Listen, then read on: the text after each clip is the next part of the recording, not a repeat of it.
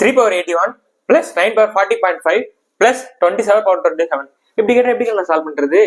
கவனிங்க, இந்த மாதிரி கேக்குறாங்க அப்படின்னா இங்க 3 இருக்கா, எல்லாமே 3ல மாத்திக்கோங்க.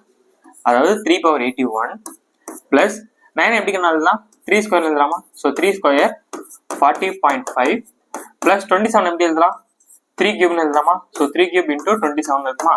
ஸோ சிம்பிளி பண்ணா என்ன ஆகும், 3 power 81 plus 3 2 இன்டூ 40.5 எப்படி எழுதலாம், 81 எழுதலாமா?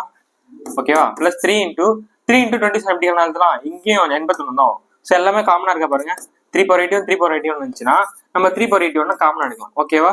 ஸோ அப்போ 1 plus 1 plus 1 வந்துட போகுது. So 3 power 81 into 3. ஓகேவா? அப்போ இங்க 1 இருக்குதானே மீனிங்கு, அப்போ 3 power 82 அப்படின்றத அந்த கொஸ்டினுக்கான சரியான ஆன்சர். ஓகேவா? அப்போ இந்த கொஸ்டினுக்கு என்ன ஆன்சர்ன்றதை மறக்காம கமெண்ட் பண்ணுங்க.